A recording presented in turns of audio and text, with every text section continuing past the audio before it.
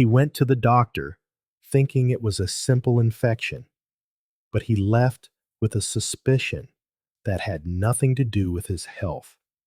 What began with a medical exam ended with the collapse of a lie, and the woman who claimed to love him never imagined the blow would come from his silence. Stay until the end, because what he discovered and what she lost will shake you. This is Echoes of Temptation. Subscribe, like, and share. And if you want to tell your story, the email is in the description. I was never the type to get sick. Hard work, few days off, simple food. But I never missed a day of work for a flu, a headache, or anything. So when I started feeling that burning sensation every time I went to the bathroom, I dismissed it as something trivial. I drank more water, cut out coffee, and told myself I needed to reduce the salt in my food. But the days passed, and it wasn't getting any better. I scheduled an appointment with a urologist, just to be safe. I walked into that room, expecting to solve a routine problem. But I walked out with a seed of doubt, a suspicion I never imagined I could feel in my life. The doctor was direct. We're going to run some tests. It could be a urinary tract infection. But given the location of the pain and your symptoms, we also need to rule out chlamydia or other STIs. In that moment, my mind froze. An STI? I've been married for 12 years. I've never cheated on my wife. I've never been with anyone but her. At that moment, I tried to convince myself it was just protocol, an extra precaution. But something inside me shifted. That same day, I left the clinic with the paperwork in my hand and my head somewhere else. The doctor didn't say it outright, but just mentioning the possibility of an STI was enough to turn my world upside down. My initial reaction was one of complete trust. Faithful, married, 12 years. I'd never even thought of cheating. And Vanessa, a teacher, a woman of principle, never. But the thing about doubt is, it doesn't need proof to start growing. It just needs space. And in the days that followed, I realized just how much space my mind was giving it. Things I'd always dismissed as quirks now began to bother me. Her phone, for instance, always on silent, face down. Her new habit of going to bed early, turning to her side of the bed. The late night teacher meetings. The special course she was taking. The long showers with her phone always nearby. The way she'd been dressing up more. Even putting on makeup just to go to school. And worst of all, the affection. Or rather, the lack of it. For the last few months, any touch from me was met with, "I'm exhausted," or "not tonight." Before the doctor's visit, I saw it as a phase. Now, everything felt like a sign, but I still tried to hold on. Maybe it was all a coincidence. Maybe the test would show it was something else. Maybe I was just going crazy. And it was with that maybe stuck in my throat that I went to sleep. Or at least I tried to. The email arrived on a Thursday at 10:13 in the morning. Results available in the system. I opened the file like ripping off a Band-Aid. Fast, clean, almost without breathing. Chlamydia. Positive. I read it 3 times. I repeated the name in a low voice. Chlamydia. It was as if the computer screen was telling me, without a shred of pity, "You've been cheated on." In that moment, my hand was shaking. But my face, no. It was as if something inside me had shut down. There were no more maybes. It wasn't my mind exaggerating. It wasn't a rough patch in our marriage. It was betrayal, clear, silent, and confirmed by a lab report. I closed the laptop. I stood up slowly. I drank a glass of water. And for the first time in my life, I looked around my home as if it were the set of a poorly staged play. Fake walls, fake smiles, and me, the fool giving a standing ovation. But I wasn't going to scream. I wasn't going to cry or slam doors.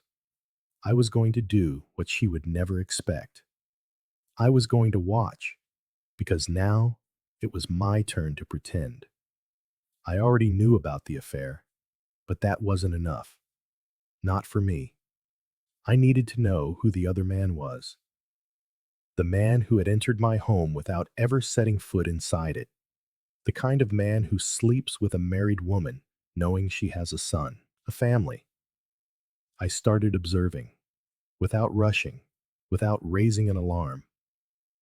She went to take a shower and left her phone on the bed, unlocked. My first thought was, this is it. I went straight to her Instagram. She was still logged in. In her archived stories, there he was, Rafael Paiva, a name I vaguely remembered from when we first started dating. A childhood friend who, according to her, was in the past. He wasn't in the past at all. The messages were few, but they revealed more than they said. Exchanged locations, deleted phrases, and emojis that were far too discreet for a normal friendship. But it was still not enough. I needed certainty. And then, as if the universe itself wanted to confirm it, her WhatsApp buzzed in my hand. Love, we need to talk. My wife is getting suspicious. I think we should stop here. I froze. It was him, Raphael. And it was more than proof. It was a confession. I replied as if I were her. I think so too, but I need to see you first. One last time, somewhere discreet. He hesitated. Then he replied, all right, the parking lot behind the old market at 6 p.m. The trap was set. It wouldn't be long now. I slipped the phone into my pocket without her seeing. I told her I had to take care of a quick job out of town. She didn't even question it. I left well before the appointed time, got in my car, and drove straight there. I parked in a strategic spot with a clear view of the entrance. And I waited, feeling the anger rise slowly, burning inside me. The energy of a man who knew exactly what he was about to do. At 6 p.m. sharp, his car pulled in. Raphael got out, fixing his hair. He looked around, like someone who didn't want to be seen. He didn't see me, but I saw everything. I waited for him to lean against the hood of his car, phone in hand, probably waiting for his lover's reply. I got out of my car. Calmly, the audio recorder on my phone was already running. Raphael, I called out, my voice firm. He turned, a smile on his face. The smile died instantly. He froze. Eduardo, is that you? It's me. And you know exactly why I'm here? He turned pale. He started to tremble. Man, it's not what you think. The recording captured everything. His voice, his hesitation, and the very phrase I needed to hear. Now that you've said what I needed to hear, it's my turn to help you stay away from her. The first punch landed squarely on his face. He stumbled back against the hood of his car. Before he could react, I grabbed him by the shirt and hit him again. A clean shot, right in the middle of his face. He fell to the ground, groaning. For God's sake, Eduardo, I have kids. You should have thought of them before getting involved with a married woman. His nose was bleeding. His eye was already starting to swell. He was shaking. I moved closer and spoke in a low voice. If I ever see you again, or if you decide to open your mouth to the police, I will find you. And next time, I won't stop when you're on the ground. When I got home, she was ready, sitting on the sofa, her purse beside her, waiting for me to return from the urgent job I'd invented. Let's go for a drive, I asked calmly. She stood up. Okay, I just need to find my phone. I think I left it in the car. When I picked you up from work earlier, you left it on the seat. It's there. Really? I didn't even notice. It's okay, I'll get it for you. She nodded and walked out with me, suspecting nothing. On the way, the silence spoke for me. When she recognized the neighborhood, her breathing changed. Are we going to my parents' house? Yes, we are. Why? Is something wrong? Something is happening. I parked. I buzzed the intercom. Her father answered with his usual calm voice. Eduardo, what a surprise. Come on in, son. Her mother came to open the gate, smiling, unaware. Vanessa, you could have called. Her brother appeared behind them, suspicious, and her aunt, who lived out back, approached, drying her hands on a dish towel, her eyes watchful. Good evening, I greeted them one by one. Sorry to show up like this, but I needed to talk to all of you. It's important. Vanessa looked at me in silence, beginning to understand this was no casual drive. We went inside. The living room fell quiet, as if everyone was waiting for the reason for my visit to walk through the door. It was then that I took her phone out of my pocket, put it on speaker, and pressed play. Raphael's voice filled the room, with no background noise to interfere. We got involved, yes, but I wanted to end it. My wife is getting suspicious. The few seconds of audio felt like an eternity. Vanessa brought a hand to her mouth. The tears fell instantly. She said nothing, offered no explanation. She just lowered her head, like someone who knows there's nowhere left to hide. Her mother let out a quiet, "My God." Her father pushed his chair back in shock. Her brother stared at her as if he no longer recognized his own sister. The aunt just shook her head in silent disappointment. She couldn't look at anyone. She tried to murmur something, but her voice failed her. Only a sob escaped. I looked at them all and spoke with a firm voice. I'm leaving her here. I haven't laid a finger on her, but I can't live with a woman who lied to me, who gave me a disease because she was sleeping with another man. No one answered. No one defended her. Her bags are at the house. You can send someone to get them later. I just needed to bring her here today so she can never say she was treated unjustly. I left her phone on the table.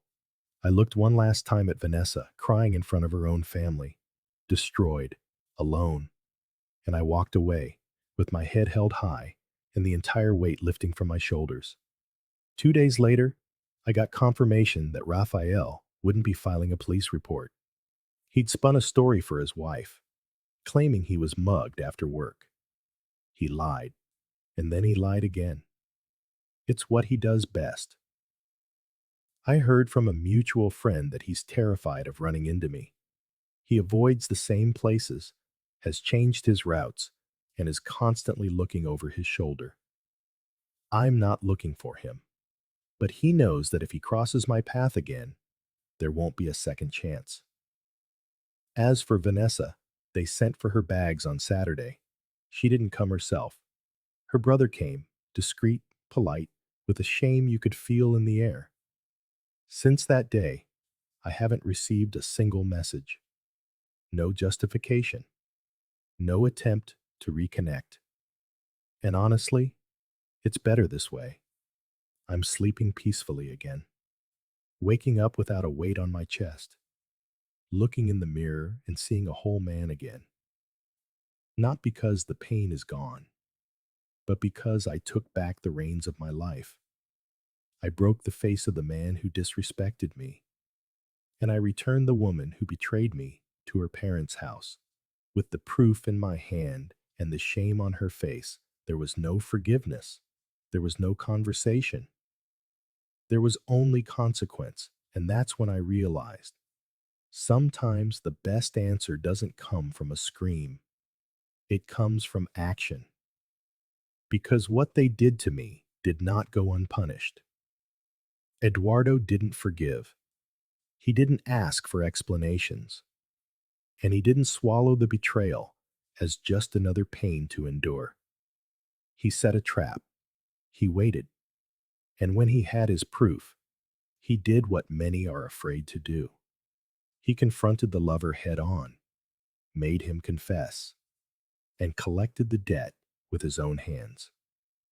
Then, he took his cheating wife straight to her parents' house, with everything on tape, in front of her family. No room for lies, no chance for excuses. Today, he is the one who lives in peace. The other man is the one who lives in fear. And she is the one who lives with shame. If this story moved you, like the video, subscribe to the channel, and share it with someone who needs a wake-up call. And if you have a powerful, true story that deserves to be told, send it to the email in the description. This is Echoes of Temptation, where cheaters pay and the silent ones rise.